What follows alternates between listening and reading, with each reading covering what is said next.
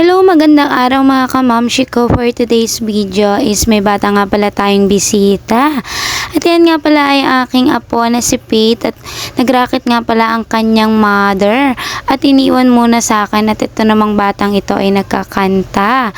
Yan, habang kumakanta nga pala sila nang nandito ako. Hala, akala mo naman talaga napakalaki ng batang ito. Ay talaga naman, kala mo sing liit niya pero kasing tilis ng boses niya. At isko, grabe talaga itong batang to at talaga nakakatuwa.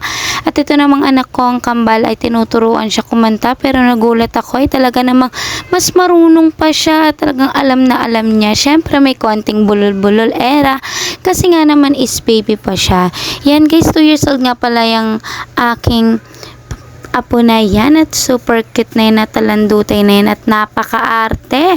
At talaga man napaka-arte yan, habang bantay ko yan ay talaga namang hindi mo pwede siyang sawayin na talaga nag-iiyak yan. Kaya sabi ko nga pala sa kambal ay hayaan na kung anong gawin niya at baka naman is alborota at wala pa ang kanyang mother. At yan, tinawag ko ulit siya dyan guys at ako'y nagpakanta sa kanya nang nandito ako. Talaga naman alam na alam niya. Talaga naman sikat na sikat yung kantang yan. At talaga naman pati baby ay kumakanta na. Ay talaga naman tingnan mo naman ang batang yan ay ngusong-nguso pa. At yung pagtapos yan guys at biglang umangin ng malakas. Opo. At yung oras na yan guys is biglang lumakas ang hangin at kami natakot pa nga. Tingnan nyo naman ang hangin guys. Ay talaga namang napakalakas at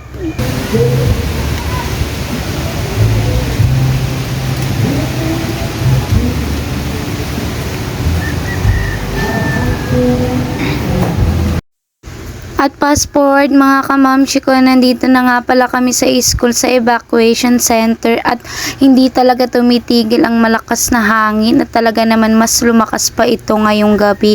Ay talaga naman hindi kami nagdalawang isip na pumunta dito sa school at sa evacuation center para naman iligtas lahat.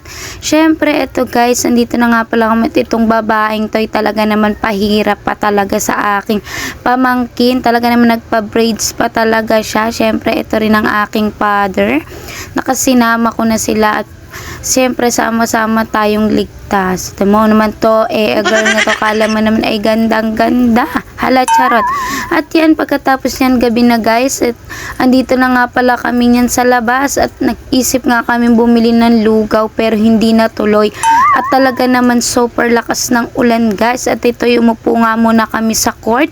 At syempre ito nga palang mga kasama ko guys. Ito ang pamangking ko ay talaga naman picture na picture at itong ate ko syempre na nandito ay talaga nakasando pa at ako'y lamig na. At yan guys, mga oras na yun, pumasok nga pala kami at malakas na ang ulan. At dyan lamang muna natatapos. See you next mini vlog.